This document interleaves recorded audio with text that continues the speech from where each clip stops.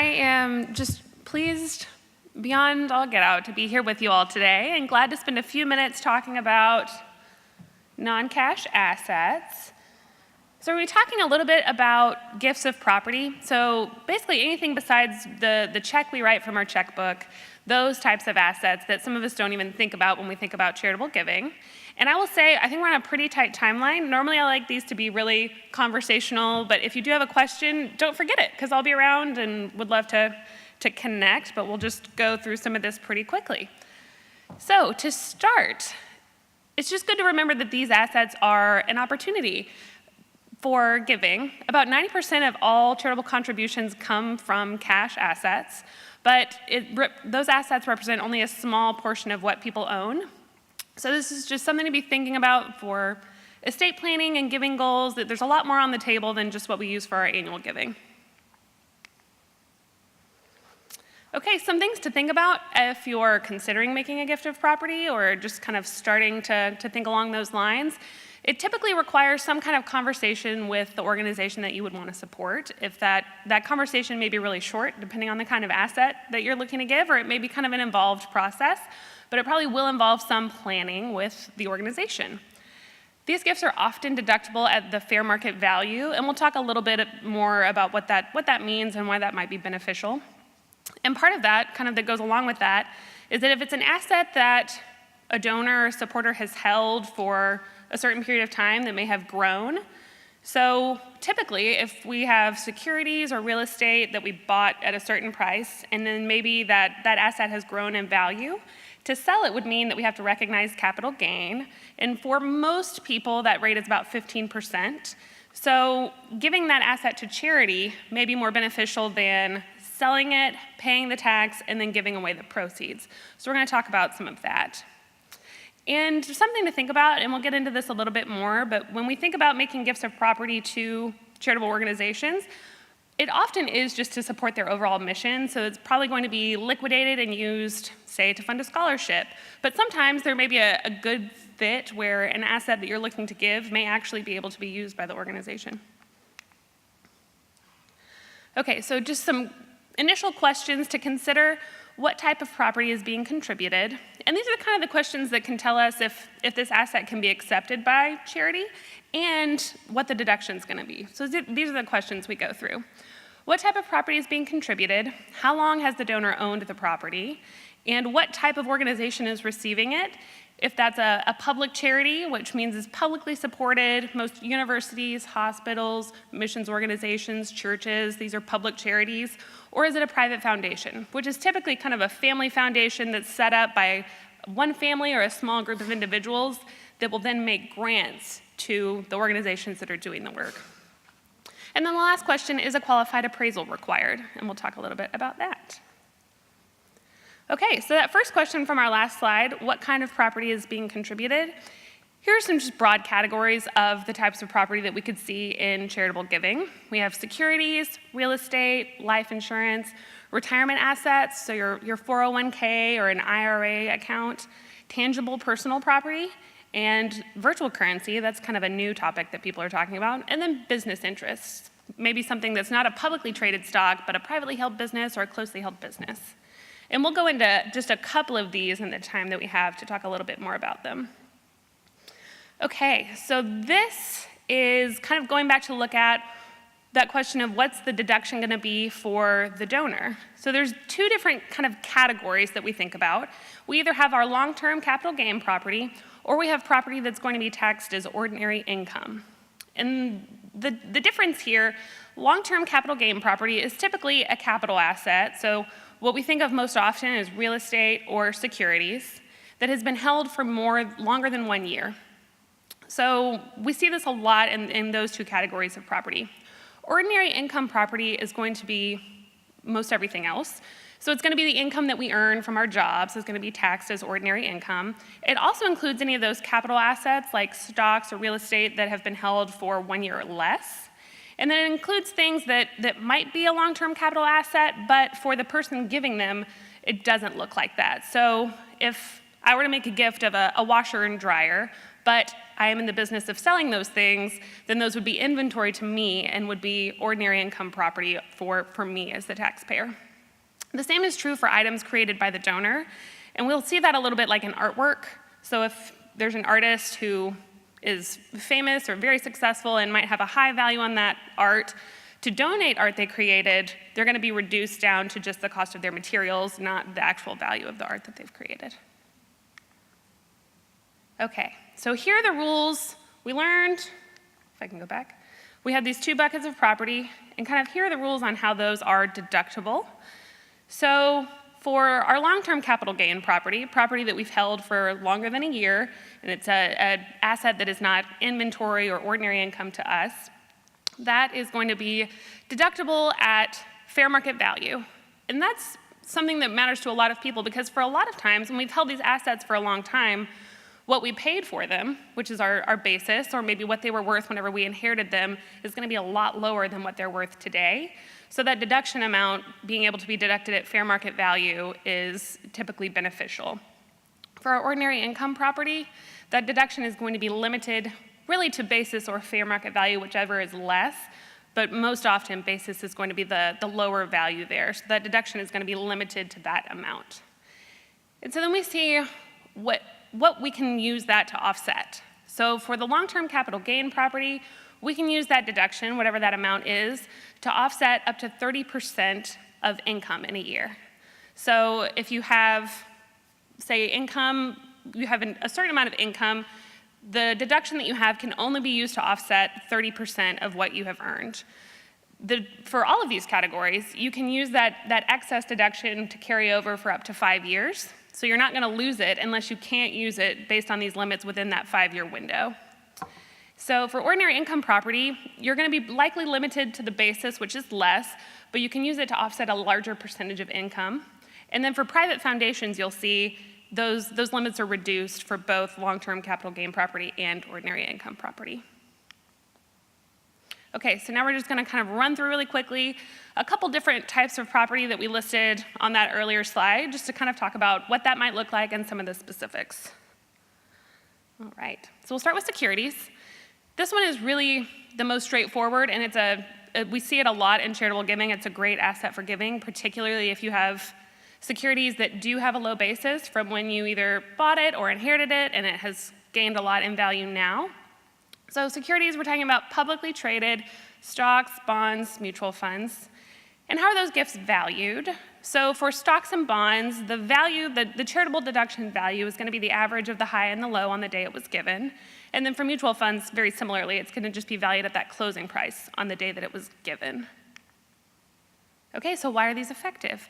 They're pretty easy to give, and typically for a charitable organization, very easy to receive. Most organizations either have a brokerage account or they have access to one.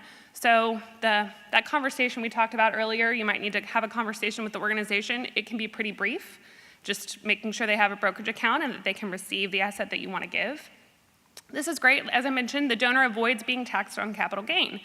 So if you were to sell that asset, pay the gains tax, and give what's left to charity, the charitable organization gets less and the deduction is lower. But if you give the actual asset, the charitable organization can then sell that asset and not pay tax because it's a tax-exempt organization, so it gets the full benefit of your gift, and then the capital gains tax is avoided. All right, oh, and for this one, a qualified appraisal is not required. Because these are valued based on the market, there's no need for the donor to get a qualified appraisal to be able to take a deduction for this. And then as we've talked about, typically these are long-term capital gain assets, so you get the full fair market value of the deduction there. Okay, the next category we're going to talk about is tangible property, which can be a great asset for giving. We don't see it as often, but it's always kind of fun and interesting when it pops up, so we'll run through it. So tangible property is any property that you can touch or move, tangible property. It's not real estate, it's something we can move around. Examples that we see, we have jewelry, gems, coins or coin collections, collectibles, vehicles, artwork is a big one, particularly with organizations that are geared toward art. Okay, so just gift acceptance considerations, things to be mindful of when you're considering giving this type of property. Can the organization that you want to give it to make use of it? And again, if they can't, it could be a great gift that they can then liquidate and use for the work that they are doing. But if it's something that is meaningful to you that you want to see be used by a charitable organization, keep in mind if the organization can make use of it, which kind of leads into our second point there. And then what are the holding costs? Are there going to be insurance costs that the organization is going to have to pay while they try to sell it? And just communication between any supporter of an organization and the organization about these types of gifts is always important. Okay, and the tax deduction considerations here are a little bit more complicated. They're more interesting. So this is kind of a review of what we talked about earlier. We have our ordinary income property. So that's the capital assets that are owned for less than a year, anything that could be inventory, anything creator-owned. But in the case of tangible personal property, even long-term capital gain property may not get the benefit of that fair market value deduction. So in tangible personal property gifts, we're often talking about a deduction that may be limited to basis. And here's why. The deduction at the fair market value is really only available if the receiving organization is going to use the property, if they can put it to use for their mission and their purpose. So we see this a lot with artwork given to a museum or other organization. That related use can be pretty broad. There's one example of a supporter who just had some fine china that she wanted to donate to a charitable organization and found a retirement home that was going to use it for special occasions for their residents, and that's a related use. Even though they're not in the business of dealing with fine china, they were able to use it in the work that they do. Pretty much the only thing that's not a related use is selling it, so that's the thing to keep in mind. If it's an unrelated use, it is still deductible, can still be a great gift, but the deduction is going to be limited to basis, typically. It'll be the lesser of basis or fair market value. So it's just something to keep in mind, during these conversations. Okay, so this is again kind of a retread.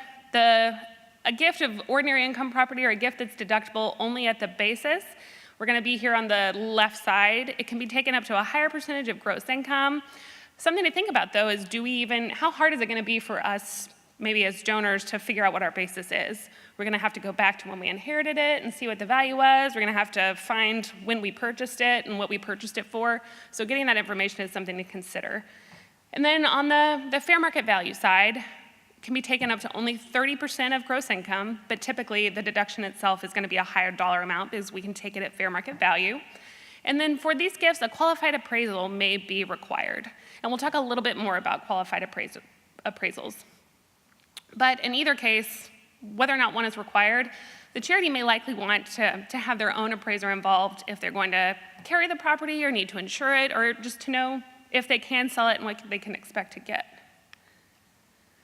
So qualified appraisals, they are the donor's responsibility. So a donor that wants to make a gift of property that's going to require an appraisal has to be the one to get that appraisal. It's their responsibility to do it, to get a deduction for this gift. The second bullet right there is the main, kind of the catch-all for a property that requires appraisals. A gift to a charitable organization that exceeds $5,000 is typically going to require a qualified appraisal.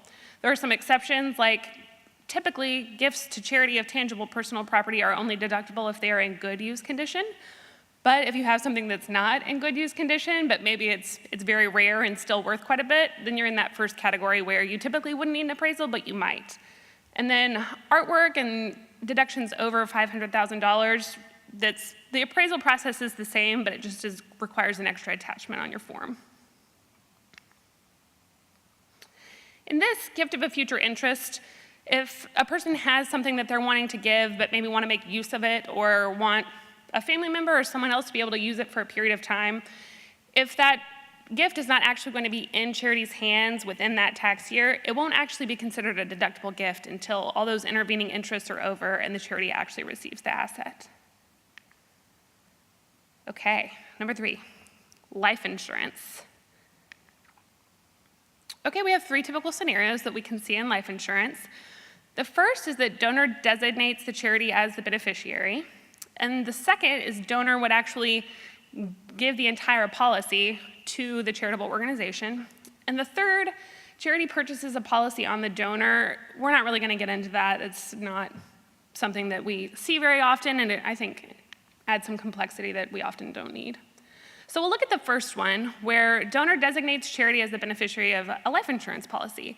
And this is a great one, particularly in an estate planning context, because a lot of folks who have young kids may take out life insurance on one or both spouses so that if something were to happen, their family is provided for. So you've paid into this policy, you have it, and now maybe your kids are grown or in different situations, and so the reason you got the life insurance is you no longer have that reason. So a beneficiary designation is a very easy way to include a charitable organization in your estate planning. So the life insurance, it's a revocable designation, so it may be something that was designated for family, and now we're going to change, and maybe like a tithe, we're going to say 10% can go to charity because my family is grown, this is not necessary. So you can change that over time as circumstances change, so it's a great thing to keep in mind.